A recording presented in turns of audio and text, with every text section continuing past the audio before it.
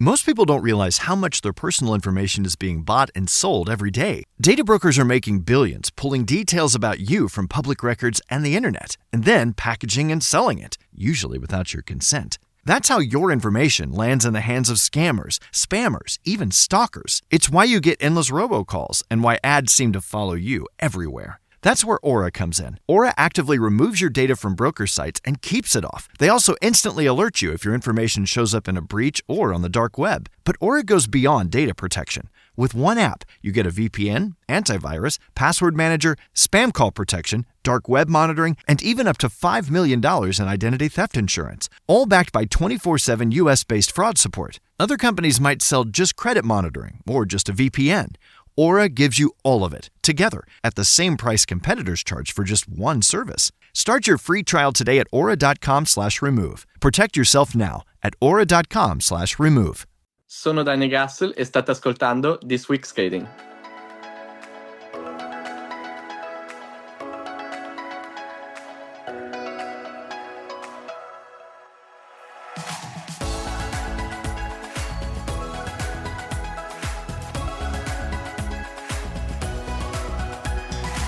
Welcome to This Week in Skating, the weekly podcast bringing you the latest news from the world of figure skating.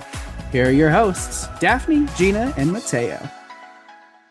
Our guest today became the Pope with his Conclave free skate this past season. That program even caught the attention of the real Pope, Pope Leo XIV. Daniel Grassl won the bronze medal with Team Italy at their home Olympics. He finished 9th in the individual men's event in Milan and 8th at the World Championships in Prague. This season, he also won his 6th Italian national title and finished 4th at the Grand Prix final. And after the season was over, he did indeed meet Pope Leo. So we are excited to welcome Daniel to This Week in Skating. Hi, Daniel. Hello. Thank you for inviting me. Thank you so much. Well, you are actually over in Boston right now, right? Yes, I'm in Boston. I came here the 27th of April, and now I will stay other 5 days, and then I will be back in Italy. Yeah, so we're excited because you're on the same time zone as us right now. You're not having to wake up early or us having to wake up early or late. We're all on the same time zone right now. That was perfect. But before we get started talking about the Olympics and the World Championships, I want to go to the very beginning. How did you get started in skating? I started when I was 8 years old because I watched a competition. I was playing hockey before and even tennis. Then I watched a competition with my mom and I really like it. I asked her if I can try. I tried it and I loved it. I was going because my father is from Cortina. So I was going in Cortina and was skating, falling, standing up. I really loved the freedom when I was on the ice. And for 1 year, I did tennis and figure skating at the same time because my sister and my father are tennis players. But then I decided to choose figure skating and yes. I don't know if you've ever met Nick McCarville. He's a journalist in the U.S. who covers figure skating and tennis. So when I heard you saying you did figure skating and tennis, I was like, oh, Nick McCarville needs to talk to you because those are his two sports. I love tennis. I still watch all the matches. I still have a lot of passion on it. And when I have time, I play with my sister. So, yes. Is that kind of a good way to wind down or have some stress relief to be able to play with your sister? Yeah, for sure. She also goes with me to every competition, so she knows me, she knows how to calm me. And I don't have so much time because I just see her in the summer. So usually we play in the summer. Then when the season starts, I don't have enough time to play. But in the summer, we always have fun. Yes. So let's go into the Olympics. What was it like, or what did it mean for you to win that bronze medal in the team event? It was so nice because we knew it was possible, but it was very hard. Everyone had to give their best. So it was very stressful week because you were not just stressful for your own competition, but also for the others. You had like to hope that everyone does well. So I think that competition was more stressful for the individual because when you mistake for all the team and not just for yourself. So that was a bit difficult to manage everything, but I'm very happy how all the team give all their best, and it was so nice after Matteo skated that we realized that we had the medal. That was like really so nice, and it was the third medal for Italy in the figure skating at the Olympics. I still remember you guys all jumping over the board, sort of, when Matteo finished his program. I've seen photos of that so many times. That was a great moment. You guys were all just so excited because you realized he skated so well and that you guys had that bronze medal. Yeah, it was full of emotion. It was very nice already when he was starting. They were asking me, "Oh, what does he has to do? What?" And then after every jump that he landed, we were happy, and we started always to realize more. So it was really a special moment. Now, where do you keep your bronze medal? Oh, I have it here actually because I came here because I lived here for 6 months. So I was in a host family, and I'm coming here to Boston to visit my host family and the skating club. So I brought my medal for like showing them and everything. Okay, I always like to know where people keep their medals after they win them. Yeah. No, I always keep it. I always keep it with me, but with my parents, we start like to decide to put it maybe in a special way. Now we still don't know how, but now I'm like always bringing it with me. So if someone like want to watch it, I show it. Well, you gotta show it. You should be very proud of it. Yeah. I'm very proud.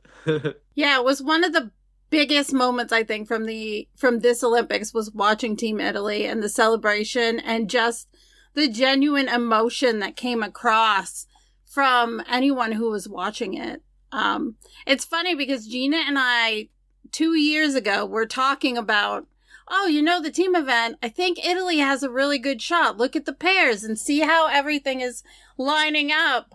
And then to see it happen, it was just really exciting, I think, for everybody who kind of looked at it and knew the chance was there, and just to see it come together for you guys. Yes. Yeah, then it was very exciting because we started the last day that we had like good advantage against Georgia, and then Georgia started always to like follow us, always more points. So the last competition we were very nervous, but it was like full of emotion, everything, and yeah. I think all of us watching were really sucked into Matteo's performance, watching that and seeing it all come together. You just couldn't help but be impacted by feeling what he was feeling on the ice at the same time. And then just seeing the reaction was... Yeah. it was definitely one of my favorite Olympic moments, was seeing that reaction and those performances. Now I have to ask, how did you guys determine you were going to do the short program and Matteo was going to do the free skate? Did you guys know in advance of that, or was it like a last minute decision? No, we always had it. We always know it in advance because doing also. I always had very good short programs, so we had like a meeting for 2 weeks or 1 week before the Olympics, so to decide. And doing also for me 2 programs would have been very difficult, also for the individual event, because making short program, then 1 day off free program, 2 day off short program, 2 days off free program would have been so much. So we decided just to do one program for gaining also the energy for the individual event. And yeah, the short program was very important because there's 10 nations, like 10 people, so you have like and in the short program, if you do one mistake, it can be very difficult to how you say to qualify for the Yeah, to make good then, because you have to be very mentally focused, concentrated, and it was a lot of pressure, but I'm very happy how I managed everything. Now, we just said you guys winning the team bronze medal was one of our favorite moments from the Olympics. What were some of your favorite memories from the Olympics, maybe outside of the winning of the bronze medal? Outside, I think it was to see with my friend, with the Spanish friend that is like skating with me. We went to see the village, so that was very nice because in the village there are always a lot of games that you can do. So we were like playing ping pong, or you could like make your own Coca-Cola with your face. So we did so many stuff, and I think in the village it's always the really nice thing to be there. Then you see so many people that you know, or that just won like an Olympic gold medal, and so it was very exciting, like to be in the village. Now, did you stay in the village? Yes, I stayed in the village. Okay. Yeah, I just went back for 5 days after my competition, but then I came back. Okay. And did you meet any famous people while you were in Milan? I know there were a lot of celebrities around that people got to see. Did you get to meet anybody? No, unfortunately, I didn't got to meet anyone because there was Snoop Dogg, but I never saw him around, so that was a bit pity. But yeah, I saw many celebrities even on the stairs when others were competing, because I watched the women event and I saw so many, but unfortunately, I never got to meet them. Oh. Yeah. Were you into the pin trading? Yes, I print trade a lot. Then in the last day when we had the closing ceremony, there were so many nations that you never see, because in the Olympic Village, it was divided. So we had like just maybe hockey, short track, and everything. So maybe the very small nation didn't had no one in skating. So I got like the pin of Haiti or other stuff. So it was very, very nice. Do you know how many pins you came home with? Oh, I think more than 50 for sure, I think. Yeah. You had me beat. I don't think I got 50. I think I'm like around, my credential is right over here. I think I have like 30 or so that were on both sides. Yeah. So That seems heavy. Like, that seems like a lot. If you put it on your credential, that seems really heavy to carry around. yeah, it was really heavy after the Olympics. It was heavy, and I don't know how Jackie Wong did it with all of his on his. Yeah, he had so many. Yeah, that's a lot. Yeah. Yeah. Yeah. We've talked about winning the medal in Italy. What was it like having your Olympics in your home country? Like, having it there, you didn't have to leave Italy, like it was there in your home country. It was amazing, like to stay always in Italy. And also when I was doing the practice, there were so many people, and usually in the ISU competition that we usually do, there are not so many people in the practice to watch in the audience. So it was very nice also, but I felt very also the atmosphere in the individual event, because when I went for the short program, I felt really good, and all the people cheering. It was very nice. Unfortunately, for the free program, I felt very bad because I had like intoxication on my free skating day. So I was feeling very bad, and unfortunately, I couldn't do what I was hoping for. But anyway, for this whole Olympics, I'm very happy. Of course, there are many regrets, but yes. Now, did you have your family at the Olympics? Yeah, they came to watch me for the first time, because usually they never watch me because they're too anxious, but they came to watch me, yes. And what was it like having your family there?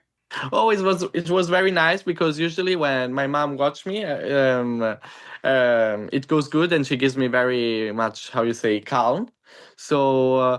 So it was very nice. Then my sister comes to me at every competition. So I had her. Sometimes she had like an apartment close to the Olympic Village. So when I felt maybe too anxious, I would have go to her.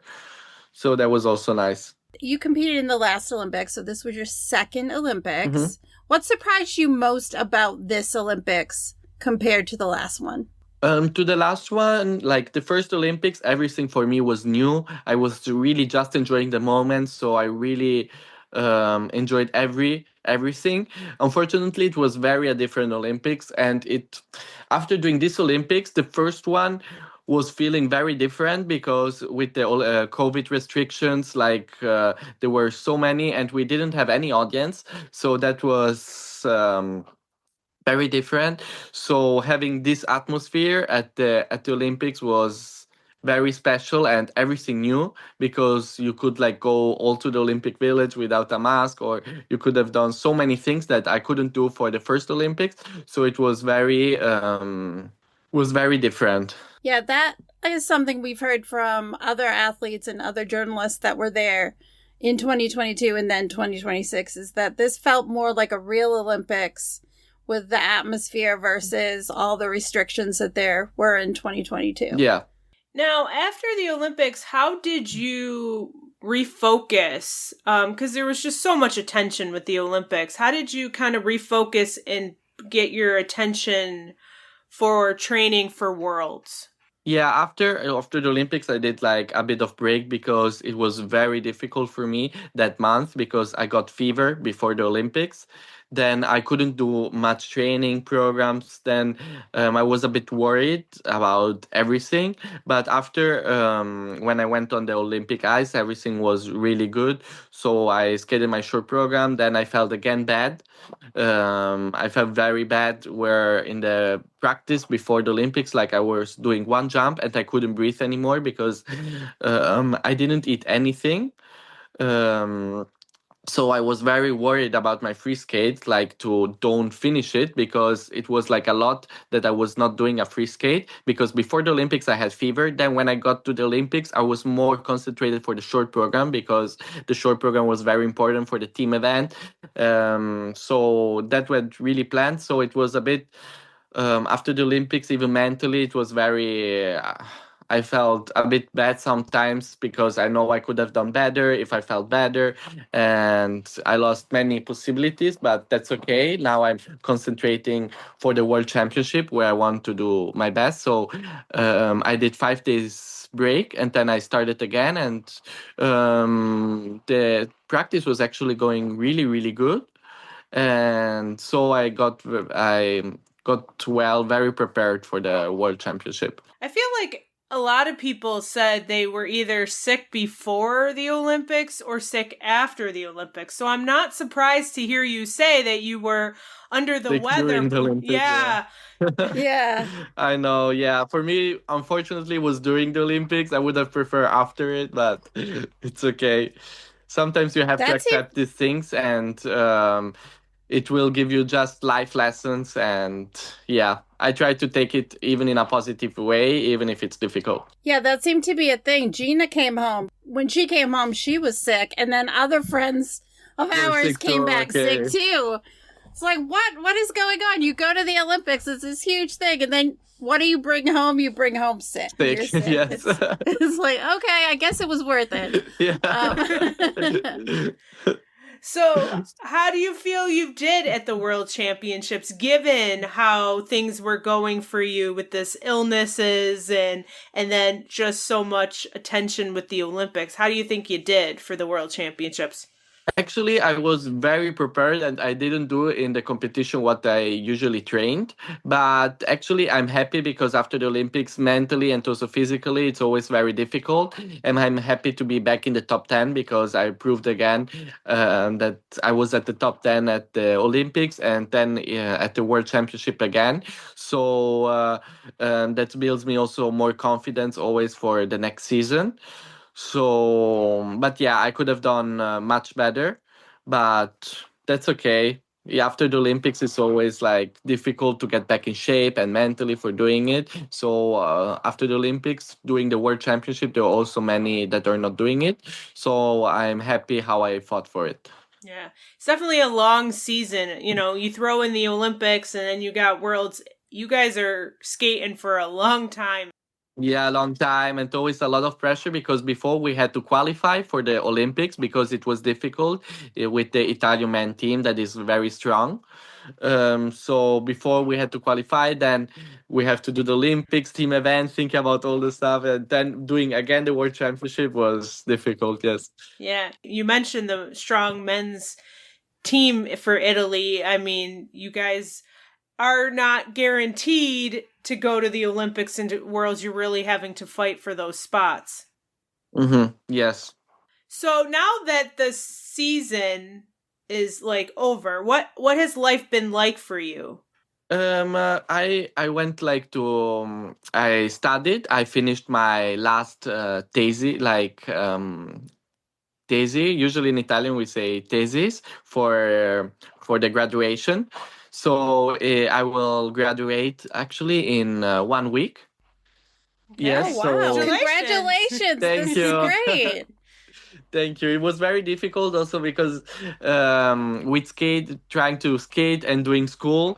After skating, I always like had to go back home and studying. So it was 3 very difficult years, but I'm very happy about it. And then I went to Portugal 3 days alone. I wanted just to go myself, visiting the city and thinking mentally what I want to do for also my future and everything. That helped me a lot. And after I went with my sister to Brazil for 10 days. Oh, And wow. I could find out that I have many fans from Brazil. And that was so nice because I didn't expect that. I remember at the Olympics many Brazilians texted me, but when I posted the picture that I was in Brazil, so many Brazilians started to text me and everything. And I met also some fans because they were very excited and yeah, I really hope that maybe one day I could do a show there or a competition. That would be very nice because I loved everything from there. And then I came here in Boston because I lived here for 6 months training. And then I visited my host family, the skating club of Boston. So yeah. Now I'm a bit relaxing, but I also changed my skates. So I also skated a bit here for like when I go back to Italy to be ready with my new skates. Wow, fans in Brazil. That's not Yes. a place that you think of with skating. Yeah, that's not a place. Right. Yes. Very cool. There are a lot of fans in Brazil. Like, it is surprising how skating impacts so much more of the world than we think. Because you think of just like the major countries that have like a large skating contingent and numbers of skaters, like or that there's been a lot of success. But then there are a lot of fans in countries where skating isn't as popular, maybe with regard to results or competitors.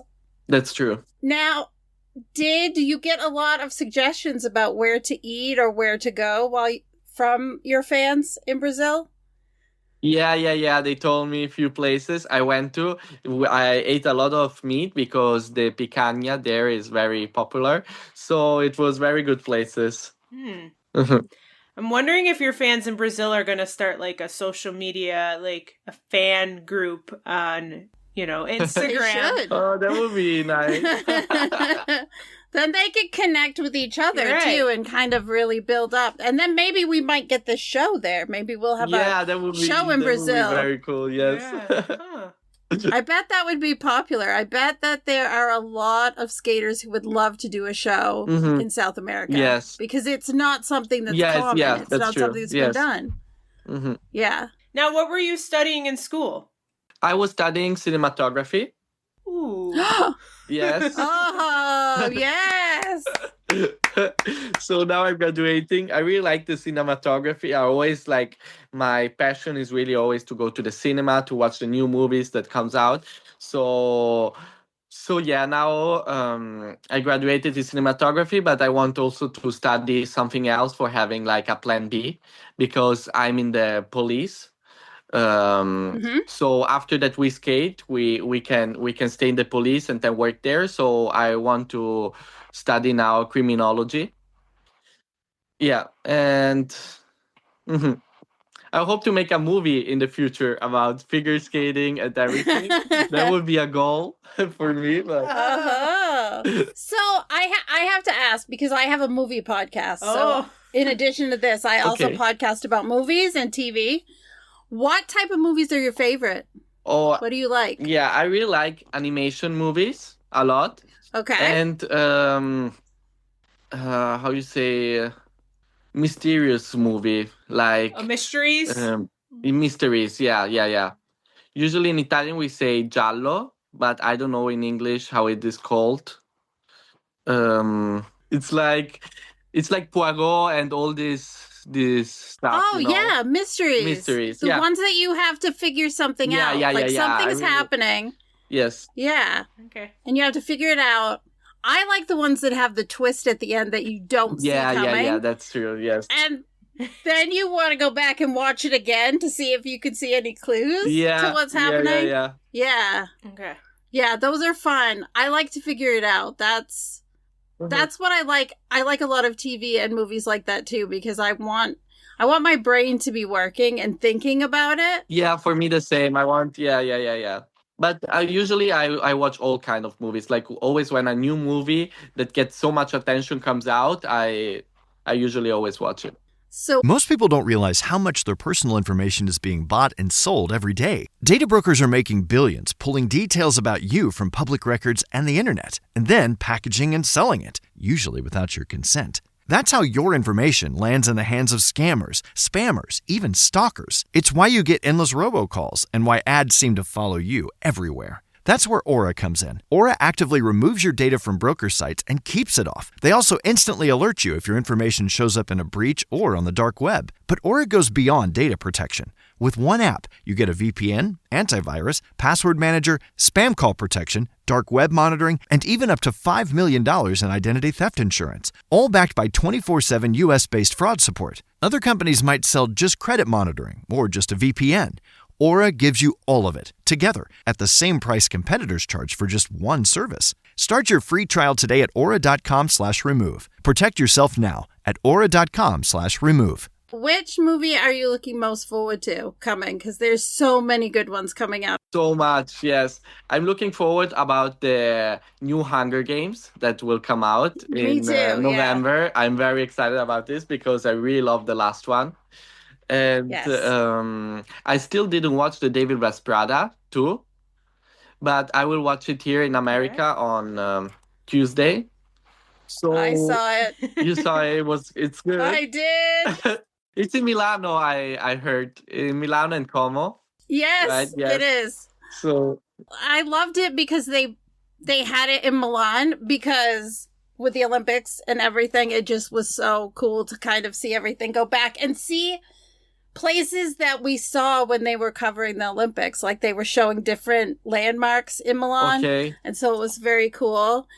I think if you liked the first movie, you'll really like this one. Not everyone has liked it, but I loved it because I loved the first one. I love fashion, so I was really into it. Yeah. It was super fun. Nice. Yeah. See, Gina, I do watch other movies that aren't scary. Okay. Sometimes. Right. Okay. I like scary movies, but I also really like I don't know. There's something about The Devil Wears Prada. That movie just stuck with me all this time. It's on my list. I want to see it this week. I was supposed to see it this week and I didn't see it, but yes. The fashion is so good. Like, it's just so... I can't wait for it to come out on streaming so I can watch it again. I loved it. I saw it opening weekend. I was so excited. I've been looking forward to it forever. Yes. Well, I gotta ask Daniel, since he's, into movies, what he thought of the Conclave movie. Oh, okay. It was very, like how she said, the twisting at the end was very, so I really like it because, you could never imagine what's happened in the final. So, I always like the movies that gives you the shocking end. So, yeah, I like it. Okay. Yes, it was. So, what was it like skating to Conclave, given that Rome was just not very far away? Yeah, I always like to be then when I'm skating in the character, like in the where I'm acting on it. So it was really nice. It was very difficult to create that choreography with my coach at the beginning, um, because we wanted to make many how you say many things that represents like the Pope and everything. So he came out also with the idea to make really all the story, like from the conclave that gets elected, and then the Pope comes out. So it was very interesting, and I'm very happy also that I could like perform it in my best way at one competition, at least at the Grand Prix final. So that was very special, that I'm still watching many times that competition, because watching the programs full with also all the elements well done, it's very nice. So since you're still watching it, what are you going to miss about this program and not competing it anymore? Oh, I'm gonna miss so much, like I would say being the Pope, like on the ice and feeling so much power. That's the thing maybe that I'm gonna miss. Then meeting then after the Olympics, Pope Leo was also very like, I would say, full of emotions. Yeah, because I talked to you at the Olympics and you wanted him to come and see the competition. Yeah, that would have been nice. You kept saying the tickets are not sold out. He needs to come. It's not that far away. He might have saw you at one point, like watched it back. I heard that he saw my performance, so I'm very happy about this. Yeah. So then what was Yes. it like to meet him when you got to meet him? And what did you say to him?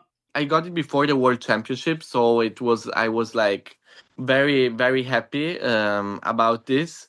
And then meeting him, it was very like full of emotions, because he's like the most powerful of the church, how you say. So that was very nice. Then I coming also from a very Catholic family, so it was Yeah. it was very nice to meet him, and so my mom and all my family were very happy. Did you like get to say anything to him, or was it really quick? It was more quick, because he was telling everything something, and from his like how you say, from his see, I could like see that he recognized me. Oh, you're maybe the figure skater that did the Pope. So that was nice also to see when we like gave him the hand, like how you say. Yes. Yeah. Well, I know I'm a little jealous you got to meet the Pope because, as I told you, I work for a Catholic newspaper. And so Oh, that's okay. one person that I would love to get to meet. Yeah, and then entering in the Vatican, or like being in some places where the people usually cannot go, it was also very nice. Then we went in a place full of good drawings, like it was very nice to be really inside the Vatican. And then yes. Yeah, I have not gotten to go to the Vatican yet myself. So again, I'm very Oh, you have to jealous of you. go. I know. Yeah. Especially inside, it's very nice. Yeah. So yeah, I'm again a little jealous of you, and plus, he's our first American Pope, so even Yeah, a little American bit Pope, more, right. I kind of want to meet him. Yes. So you got to be the Pope. You got to meet him too. What are you thinking for next season? Are we gonna see? What are we gonna see from you? Of course, always again a movie. Oh, okay. Yeah. So I always like to go on movies, and it's gonna be something very special, because my how you say, my choreographer that is also my coach always have like his creative ideas. So we want to bring something about beauty, something about beauty. So it's gonna be very interesting program. I still didn't hear the music. Like, I know the pieces that he wanted to make inside and everything. And when I go back, we will start to make the program. It's gonna be the short program. Yes. Oh, okay. For the free program, we're still deciding. I want still to work with Stefano Lentini, that is like a composer. a composer that always composed like the music for me and everything. And yeah, I still want to do something from him for the free skate. Because Daphne has her suggestions always on movies that people should skate to. Yes. I do. The funny thing is, they're not as widestream or mainstream, or it's not music that people are really thinking about, but the story is good or the music behind it is really good. Mm-hmm. Whenever I watch a movie, I usually watch it for podcasting. And so I'm watching it and I'm thinking about notes about what's happening in the movie and points and stuff. But I'm also listening to the music thinking, oh, somebody should skate to this. So I'm kind of like two different things. Mm-hmm. And it's stuff that people don't really think about because some of it's from like scary movies or monster movies, but the scores are really, really good. Mm-hmm. And so I'm always thinking about stuff like that.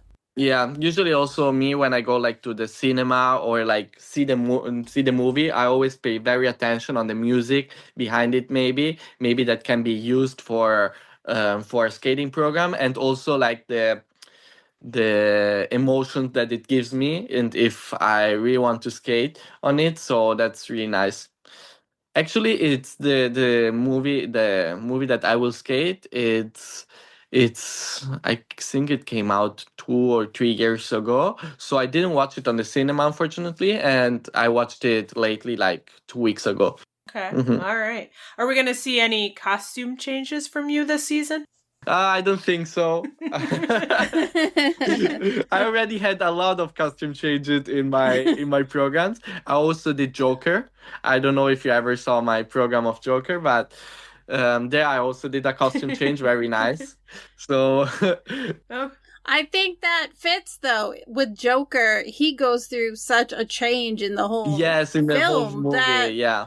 You have to like replicate that on the ice to really show the difference in where he was, especially mentally, from the beginning to the end of the movie. Yeah. Mm-hmm. And now you got to do a photo shoot with your conclave costume, right? Yeah, no, I did a photo shoot for Icon, so they gave me some stuff, and they gave me a really like white thing that was like the Pope. So it was very much fun for doing it because it was my first photo shooting, and I hope I'm gonna have more because it was like really fun to like so many clothes to give in and to try and then to make pictures. I really liked it. It's kind of like skating when you do photo shoots because in some cases you can become a different person. Yes. Like or you show a side of yourself that people don't really get to see. Yes, that's true. Now, how do you approach next season? After this stressful Olympic season, how do you kind of get ready for next season?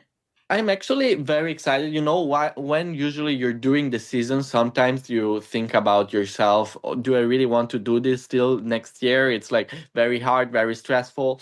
But the thing that I have to learn to enjoy it more and everything, because now that I'm not skating like 2 weeks, I really miss it. I want to go back on the ice. I want to prepare myself. So I really have to think about this. Then the thing that for me it's more that stressful about skating is always the competitions, because I'm always scared I cannot show this what I practice for competition. So I really want to change my approach for this. And I think Alyssa Liu gave a lot of inspiration for this, because she's really enjoying every moment when she's on the ice. I also feel she's not caring about the placement that she gets, about the points. She's really just want to go on the ice, make her best. So I saw her even before the competition, like before she's competing or after the 6 minutes. She's so much of joy and everything. And that's really something that I want to learn, because the competition are always so stressful for me and so much. I really like to practice, but then going to competition, sometimes it's too much. But I'm really excited to go back to start my new programs, and yes, there's gonna be some rule change. So I'm also excited because I always like to do my creative spins and everything. So now to have a choreo spin, it's gonna be very nice, I think, where I really can play with the creativity. So I'm also looking forward about this. So you're going to skate next season. Have you given any thought to the next 4 years? Will we see you maybe in France in 2030? I would say I would like to do step by step, but I think my goal is to compete for the 2030 Olympics. All right. I mean, there's some athletes who've been to 4. There's been athletes who've been to 5. So why not? Yeah. So let's see. Yeah. And I look forward to... Go ahead, Daphne. There's so much that goes into it because you really have to like pace yourself because it's a build up from the first year of the Olympic quad until like what we just had with this final year of an Olympic quad. And so you really do have to pace yourself and take it step by step so that you don't push too fast, push too hard, and burn out before you get there. Yes, right. Then, of course, you always get older, so you have always to care more about your body and everything. But yeah, my coach is very good on this. He always helped me in everything. When I have something, he always like pay a lot of care in me. All right, I think we've been through all of our questions. So all we have left are the ones that we call the fun questions. Okay. So we like to end, when we have time, our podcast with some fun questions. So these are some really random questions, so get ready. Okay. Yeah. If you were a fruit, what would you be and why? Wait, I have to think. That's okay.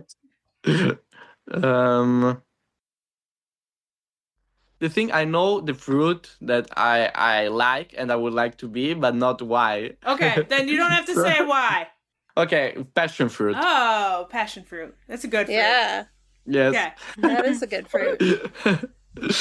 If you were an ice skate, would you be the left skate or the right skate? The right skate. Is that your takeoff or your landing? It's where I land. Okay. So I know I'm safe when I land. Okay. Now, this question you may want to actually say yourself as the director, but if a director wanted to make a movie about you, which actor would you want to portray you? So who would be Daniel Grassl in a movie? I would say Kevin Reynolds. Oh, Kevin Reynolds. Okay. Very good. And now, would you be the director of that movie? Yeah, of course. I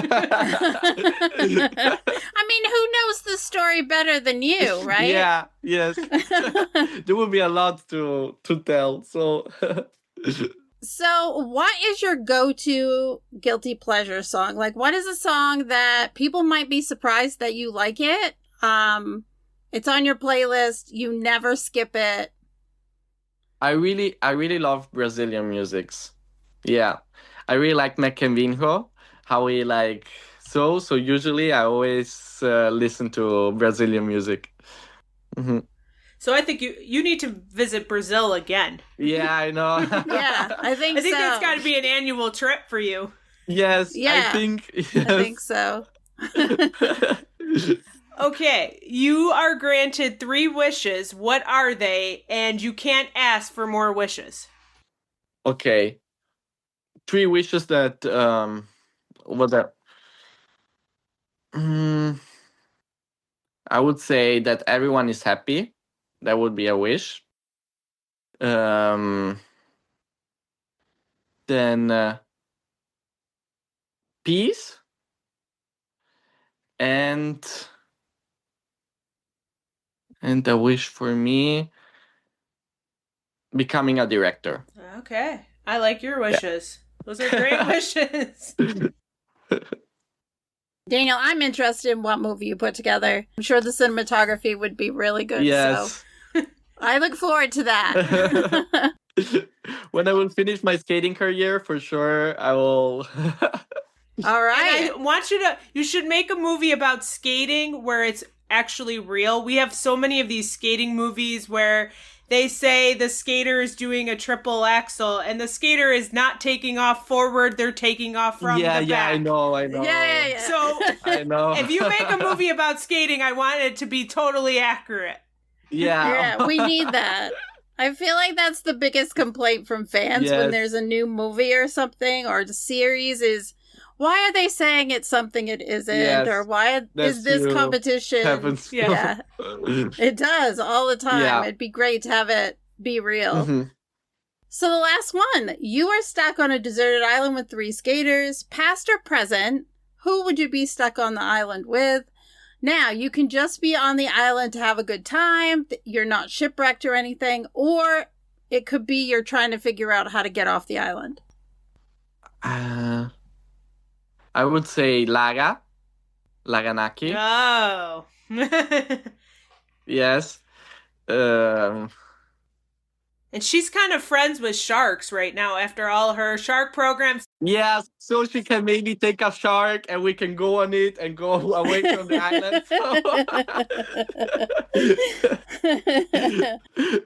Yeah, definitely.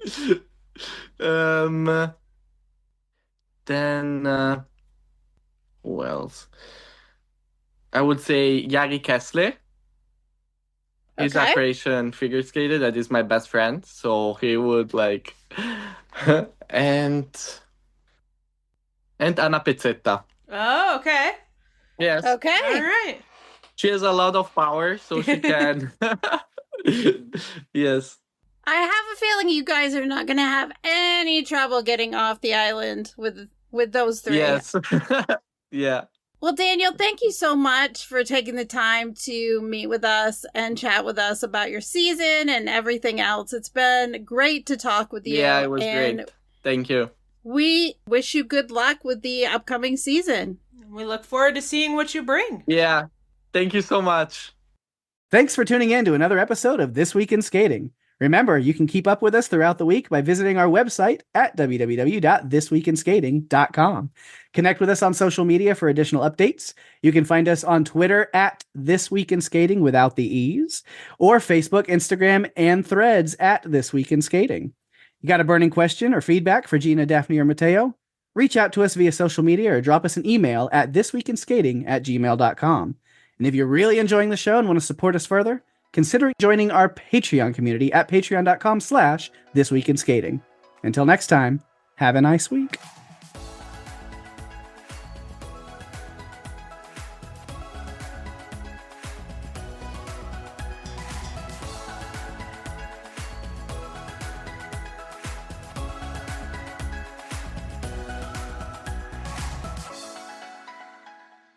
Most people don't realize how much their personal information is being bought and sold every day. Data brokers are making billions, pulling details about you from public records and the internet, and then packaging and selling it, usually without your consent. That's how your information lands in the hands of scammers, spammers, even stalkers. It's why you get endless robocalls and why ads seem to follow you everywhere. That's where Aura comes in. Aura actively removes your data from broker sites and keeps it off. They also instantly alert you if your information shows up in a breach or on the dark web. But Aura goes beyond data protection. With one app, you get a VPN, antivirus, password manager, spam call protection, dark web monitoring, and even up to $5 million in identity theft insurance. All backed by 24/7 US-based fraud support. Other companies might sell just credit monitoring or just a VPN.